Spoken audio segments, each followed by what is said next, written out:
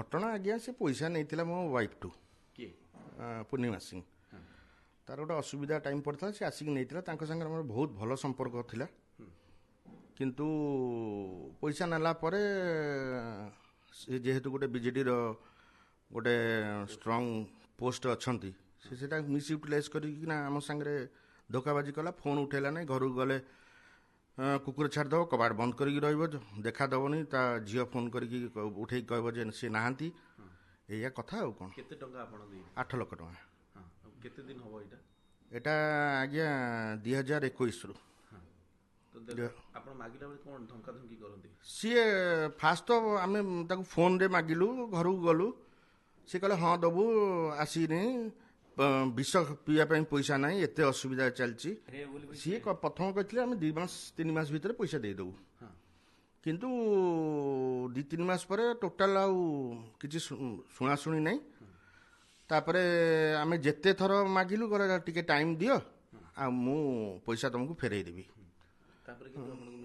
ତାପରେ ମିସବିହେଭ୍ ଆରମ୍ଭ ହେଲା। ଘରକୁ ଗଲାବେଳକୁ ଗୋଡ଼େଇଲେ ମାରିବା ପାଇଁ। ଟୋଟାଲ ମାନେ କିଛି ଆଉ ଶୁଣିଲେ ନାହିଁ। ତାପରେ ଲାଷ୍ଟରେ ମୁଁ ଦେଖିଲି ଯେ ଯେତେବେଳେ ତାଙ୍କ ଗଭର୍ଣ୍ଣମେଣ୍ଟ ଅଛି ତ କେହି ଶୁଣିବେନି ଆମ କଥା। ଆଉ ମୁଁ ସେଇଠୁ ଲାଷ୍ଟରେ କୋର୍ଟରେ ଆଶ୍ରୟ ନେଲି। ଆଉ ପୋଲିସ ତାଙ୍କର ଇନକ୍ୱାରି କରିକିନା ଯେଉଁଟା ସତ ସେଇଟା ବାହାର କରିବେ। ଆଉ ଆପଣଙ୍କ ପାଖରେ ସବୁ ପ୍ରୁଫ୍ ଅଛି? ସବୁ ଆଜ୍ଞା ଚେକ୍ ଅଛି, କୋର୍ଟ ପେପର ଅଛି, ସବୁ ସିଏ ଆମର କୋର୍ଟ ପେପରରେ ସିଗ୍ନେଚର ବି କରିଛନ୍ତି, ଚେକ୍ରେ ବି ସିଗ୍ନେଚର କରିକି ଦେଇଛନ୍ତି। ଚେକ୍ ବାଉନ୍ସ ହେଲା? ନାଇଁ, ଚେକ୍ଟା ଏବେ ବାଉନ୍ସ କରେନି, ଚେକ୍ଟା ବାଉନ୍ସ କରାହେବ। ତ ଯେତେବେଳେ ଟଙ୍କା ମାଗନ୍ତି କ'ଣ ଧମକାନ୍ତି ଆପଣଙ୍କୁ? ସେ ଯେହେତୁ ବିଜେଡ଼ିରେ ଅଛନ୍ତି ସେଥିପାଇଁ ଆପଣଙ୍କୁ? ଆମ ଘର ପାଖକୁ ଆସିବନି ଟୋଟାଲ, କି ପଇସା ମାଗିବନି। ପଇସା ଯେତେବେଳେ ଆସିବ ସେତେବେଳେ ଦିଆହେବ। ତାପରେ ଆପଣ ସେ ଗୋଟେ ପାୱାର ମିସ୍ୟୁଟିଲାଇଜ୍ କରନ୍ତି? ଆଜ୍ଞା ଆଜ୍ଞା ଆଜ୍ଞା ଆଜ୍ଞା। କ'ଣ ପାଇଁ ଏମିତି କରନ୍ତି ଭାବୁଛନ୍ତି? ସେ ଯେହେତୁ ତାଙ୍କ ଗଭର୍ଣ୍ଣମେଣ୍ଟ ଅଛି ଆଜ୍ଞା, ସିଏ କରୁଥିଲେ ଆଉ କ'ଣ। ଆଜ୍ଞା, କାହାର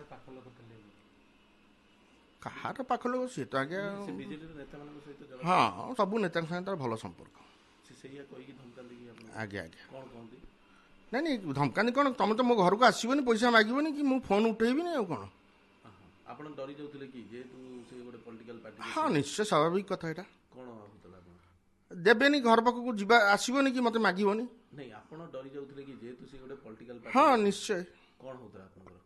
ମୁଁ କହିଲି ଯେ କ'ଣ ହବ, ମାନେ ଏତେ ଗୁଡ଼ା ପଇସା ଚାଲିଗଲା। ଯେତେବେଳେ ମୋର ଅବିକା ପଇସାର ୱାଣ୍ଟିଂ ଅଛି, ସିଏ ଦେଉନାହିଁ ଯେତେବେଳେ, ସେତେବେଳେ ମୁଁ ବିଭିନ୍ନ ଭାବରେ ଇଏରେ ଥିଲି, ଟେନସନରେ ଥିଲି, ଏବେ ବି ଟେନସନରେ ଅଛି। ଆଜ୍ଞା, ନାଇଁ ଆପଣଙ୍କୁ ଡର ଲାଗୁଥିଲା କି ଯେହେତୁ ସିଏ ହଁ ହଁ ବିଜେଡ଼ିରେ ଥିଲେ? ଆଜ୍ଞା ଆଜ୍ଞା ଆଜ୍ଞା ଆଜ୍ଞା ଆଜ୍ଞା। ମହିଳା ସିଏ ମୋତେ ନିଜେ ବି କହିଛନ୍ତି, ମୁଁ ମହିଳା ନେଇକି ତମ ଘରେ ପହଞ୍ଚିଯିବି। ଆଉ କ'ଣ ସବୁ ଧମକାନ୍ତି ଆପଣ? ଥାନାରେ ବି ମୋତେ ସେଇଦିନ ଥାନାରେ ବି ବସିଥିଲୁ, ଥାନାରେ ବି ସେ ମିସବିହେଭ୍ କଲା। ତାପରେ ଏଇଆ କଥା ଆଉ କ'ଣ। ପୋଲିସ କିଛି ଶୁଣି ନଥିଲା କି ଆପଣଙ୍କ କଥାକୁ? ନାଇଁ, ମୁଁ ପୋଲିସ ପାଖକୁ ଯାଇନଥିଲି, ମିଛ କଥା କାହିଁ କରିବି। ପୋଲିସ ଏବେ ମୋତେ ପୂର୍ଣ୍ଣ ସହଯୋଗ କରୁଛନ୍ତି। ତ ଆଶା ଅଛି ଆପଣଙ୍କ ନ୍ୟାୟ ପାଇବେ? ନିଶ୍ଚୟ ଆଜ୍ଞା, ନ୍ୟାୟ ପାଇବି ବୋଲି ମୁଁ ବହୁତ ଆଶା ରଖିଛି। ସେଇଟା ତ ତାର ଘରେ ସେ ନିଜେ କରିଛନ୍ତି ତ ଗୋଟେ ବ୍ୟାଙ୍କ। ଏଇଟା କହିପାରିବିନି ଆଜ୍ଞା, ସେଇଟା ତାଙ୍କର ପର୍ସନାଲ ମ୍ୟାଟର, ସେଇଟା ମୁଁ କହିପାରିବିନି। ତ ଏବେ ଆପଣ ଆଶା କରୁଛନ୍ତି ଯେ ପୋଲିସ ଆପଣଙ୍କ ନ୍ୟାୟ ଦେବ? ଆଜ୍ଞା, ପୋଲିସ ଏବଂ କୋର୍ଟ ନିଶ୍ଚୟ ମୋତେ ନ୍ୟାୟ ଦେବ। ଆଜ୍ଞା ଆଜ୍ଞା, ହଁ ନିଶ୍ଚୟ। ସେଟା ଆମ ନୂଆ ଗଭର୍ଣ୍ଣମେଣ୍ଟ ଯେଉଁ ଆସିଛି, ସିଏ ଆଜ୍ଞା କୌଣସି ରକମର କିଛି ଶୁଣିବେନି। ଯେଉଁଟା ନ୍ୟାୟ ସେଇଟା ନ୍ୟାୟ।